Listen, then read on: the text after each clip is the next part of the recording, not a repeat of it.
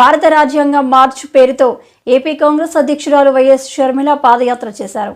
విజయవాడ కాంగ్రెస్ కార్యాలయం నుంచి ఎంజీఆర్ రోడ్డు అంబేద్కర్ విగ్రహం వరకు పాదయాత్ర చేశారు. రాజ్యాంగం పుస్తకం చేతపట్టి షర్మిల పాదయాత్రలో పాల్గొన్నారు.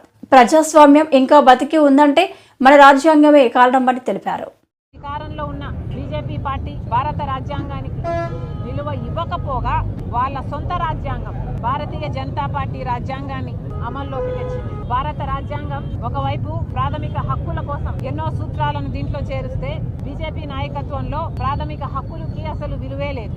బీజేపీకి వ్యతిరేకంగా, మోడీకి వ్యతిరేకంగా ఎవరు మాట్లాడినా వాళ్ళ గొంతుని నొక్కేయడం, ఆఖరికి అది మీడియా అయినా సరే లేకపోతే ఏ నాయకులైనా సరే, మరి ముఖ్యంగా ప్రతిపక్ష పార్టీలో ఉన్న నాయకులు ఎంతటి నాయకులైనా సరే ఆఖరికి వాళ్ళ మీద రేట్లైనా చేయిస్తారు, అరెస్ట్లైనా చేయిస్తారు. ఎంతటికైనా దిగజారుతుంది బీజేపీ పార్టీ అని మళ్ళీ రుజువు అయింది. స్వేచ్ఛ అనేది లేకపోగా ప్రభుత్వ సంస్థలను ఈడీ అయినా, సిబిఐ అయినా, ఇన్కమ్ ట్యాక్స్లనైనా, మీడియాలనైనా, ఎలక్షన్ కమిషన్ అయినా కూడా తన గుప్పెట్లో పెట్టుకుంది బీజేపీ పార్టీ, మోడీ. మరి దీన్ని భారత రాజ్యాంగం అంటారా లేకపోతే బీజేపీ పార్టీ రాజ్యాంగం అనాలా? అలాగే భారత రాజ్యాంగం ఫెడరలిజం అని చెప్తుంటే భారత రాజ్యాంగానికి విలువ ఇవ్వకుండా బీజేపీ రాజ్యాంగంలో మాత్రం సెంట్రలైజేషన్ ఆఫ్ పవర్, మొత్తం పవర్ మోడీ గారి చేతుల్లోనే ఉండాలి. చిన్న చిన్న రాష్ట్రాలు అన్ని కలిపి ఒక మహా దేశమని భారత రాజ్యాంగం చెప్తుంటే చిన్న చిన్న రాష్ట్రాలకు, మరి ముఖ్యంగా వాళ్ళ పార్టీ అధికారంలో లేని రాష్ట్రాలకు బీజేపీ పార్టీ చాలా అన్యాయం చేస్తుంది. మరి ముఖ్యంగా ఆంధ్ర రాష్ట్రానికి, ఎందుకంటే వాళ్ళకు ఈ రాజ్యాంగం పట్ల గౌరవం లేదు కాబట్టి. లౌకికవాదం అని భారత రాజ్యాంగం చెప్తుంటే, సెక్యులరిజం అని భారత రాజ్యాంగం చెప్తుంటే మోడీ గారికి అది అర్థమే కాలేదు. బీజేపీ పార్టీ ఆర్ఎస్ఎస్కి ఇది ఎప్పుడూ అర్థం కాలేదు. ఒక మతాన్ని అవమానించాలి, ఇంకో మతాన్ని రెచ్చగొట్టాలి, మతం పేరుతో చిచ్చు పెట్టాలి, ఆ మంటలో వీళ్ళు చలిగాచుకోవాలి. ఇదే చేస్తుంది బీజేపీ పార్టీ. ఇదే మోడీ గారికైనా, ఆర్ఎస్ఎస్కైనా, బీజేపీకైనా అర్థమైన భారతీయ జనతా పార్టీ రాజ్యాంగం. ఉత్తరప్రదేశ్లో అయితేనేమి, ఒక గుజరాత్లో అయితేనేమి, లేక మణిపూర్లో అయితేనేమి మైనారిటీలకు అసలు స్వేచ్ఛే లేదు. ఇంతమందిని ఊచకోత చేశారు అంటే దానికి కారణం లౌకికవాదమే ఉండకూడదు అని మోడీ గారు, ఆర్ఎస్ఎస్ చేస్తున్న కుట్ర, వాళ్ళు చేస్తున్న అమలు పరుస్తున్న భారతీయ జనతా పార్టీ రాజ్యాంగం. సమానత్వం అని భారత రాజ్యాంగం చెప్తుంటే అసలు మామూలు ప్రజలు గురించి ఆలోచనే చేయని పార్టీ బీజేపీ పార్టీ, మోడీ అయినా వాళ్ళు అనుసరిస్తున్నది సమానత్వాన్ని కాదు. కొంతమంది చేతుల్లోనే మొత్తం డబ్బంతా ఉండాలి, వాళ్లకు చెందిన వ్యాపారస్తుల చేతుల్లోనే అన్ని వ్యాపారాలు ఉండాలి. అదాని వాళ్ళ మనిషి కాబట్టి వాళ్ళు అదానిని 10 సంవత్సరాలలోనే ఆకాశానికి ఎత్తేయచ్చు. అదాని ఏ తప్పులు చేసినా ఒక్క ఎంక్వైరీ కూడా ఉండదు, ఏ అరెస్టులు ఉండవు. ఆఖరికి FBI వాళ్ళైనా, అమెరికా వాళ్ళైనా అదాని దోషి అని ఆధారాలతో చూపినా కూడా ఒక్క ఎంక్వైరీ కూడా చేయరు. ఇది బీజేపీ పార్టీ అనుసరిస్తున్న వాళ్ళ రాజ్యాంగం. ఈక్వాలిటీ అన్న పదానికి అర్థమే లేదు. సామాజిక న్యాయం అని మన రాజ్యాంగం చెప్తుంటే సామాజిక న్యాయం కాదు కదా. ఎస్సీలు, ఎస్టీలు, బీసీలు, మైనారిటీలు అసలు మనుషులుగానే చూడదు భారతీయ జనతా పార్టీ.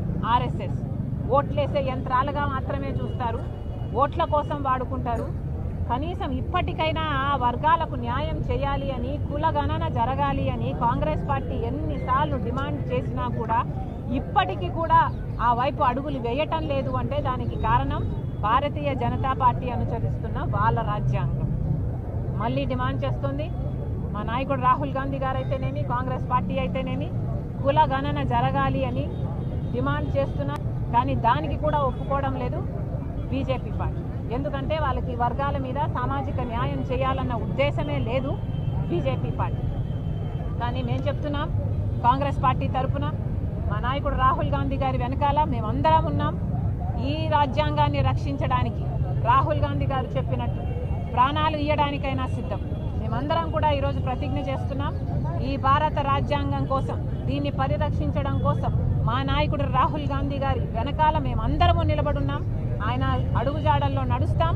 ఈ రాజ్యాంగం కోసం మేము ఇప్పుడే కాదు ఎప్పుడూ పోరాడడానికి దేనికైనా సిద్ధమని మరొకసారి మీ అందరి ముందు తెలియజేసుకుంటున్నాం.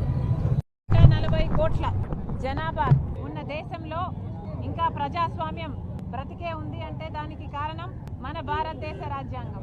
ఎన్నో భిన్న మతాలు, కులాలు, సాంప్రదాయాలు, భాషలు, ప్రాంతాలు ఇలా భిన్నంగా ఉన్న ఎన్నో వర్గాలను ఏకం చేసేదే భారతదేశ రాజ్యాంగం. ఇంత గొప్ప రాజ్యాంగంలో మన దేశం పాటించాల్సిన సూత్రాలు అంటే లౌకికవాదం, ప్రజాస్వామ్యం, ఫెడరలిజం, సమానత్వం, సామాజిక న్యాయం ఇలాంటివన్నీ నిర్దేశించేది ఈ భారత రాజ్యాంగం. ఈ భారత రాజ్యాంగం ఎన్నో దేశాలకు ఆదర్శం. అలాంటి గొప్ప భారత రాజ్యాంగాన్ని నిర్మించిన అంబేద్కర్ గారికి, ఆయన టీంకి అందరికీ మరొకసారి కాంగ్రెస్ పార్టీ మనస్ఫూర్తిగా కృతజ్ఞతలు చెప్పుకుంటుంది. రాజశేఖర రెడ్డి గారు ఒక కాంగ్రెస్ కార్యకర్తగా మొదలుపెట్టి ఒక కాంగ్రెస్ నాయకునిగా ఎదిగి అణువున కాంగ్రెస్ వాదాన్ని తన ఒంట్లో నింపుకొని ఈరోజు అలాంటి కాంగ్రెస్ యోధుడి కుమార్తెగా ఈ మాట చెప్పడానికి నాకు చాలా గర్వంగా ఉంది. కాంగ్రెస్ పార్టీ ఆ రోజు రాజ్యాంగాన్ని రచించడంలో పాత్ర ఉంది. ఈ రోజు వరకు ఈ రాజ్యాంగాన్ని రక్షించుకోవడంలో కూడా కాంగ్రెస్ పార్టీ పాత్ర ఉంది. అధికారంలో ఉన్నా లేకపోయినా ఇదే రాజ్యాంగాన్ని రక్షించుకోవడానికి కాంగ్రెస్ పార్టీ చిత్తశుద్ధి, నిజాయితీ, నేర్పు సామాన్యమైనవి కావు. ఇది దేశమే కాదు ప్రపంచం కూడా చూసింది. అధికారంలో లేనప్పుడు కూడా కాంగ్రెస్ పార్టీ రాజ్యాంగాన్ని భుజాన మోయడం కాదు నెత్తిన మోసింది. రాహుల్ గాంధీ గారు కాంగ్రెస్ పార్టీ నాయకుడిగా, మా నాయకుడిగా రాజ్యాంగంలో ఉన్న సమానత్వం కోసం అయితేనేమి, లౌకికవాదం కోసం అయితేనేమి, సామాజిక న్యాయం కోసం అయితేనేమి, ప్రాథమిక హక్కులను కాపాడడం కోసం అయితేనేమి, ఇదే రాజ్యాంగం కోసం ఏకత్వాన్ని నిలబెట్టడానికి, సోదర భావాన్ని పెంచడానికి కన్యాకుమారి నుంచి కశ్మీర్ వరకు పాదయాత్ర చేసిన నాయకుడు రాహుల్ గాంధీ గారు. ఈ మధ్య చాలా మంది హృదయాలలో రాహుల్ గాంధీ అనగానే గుర్తుకొచ్చే దృశ్యం ఇదే రాజ్యాంగం. ఇదే రాజ్యాంగ పుస్తకాన్ని రాహుల్ గాంధీ గారు ఇలాగే రాజ్యాంగాన్ని చూపిస్తూ ఈ రాజ్యాంగాన్ని రక్షించడానికి కాంగ్రెస్ పార్టీ ఉంది, ఎందాకైనా మేము పోరాటం చేస్తాం, నా ప్రాణాన్ని త్యాగం చేయడానికి కూడా సిద్ధమని చెప్పిన నాయకుడు మా నాయకుడు రాహుల్ గాంధీ గారు.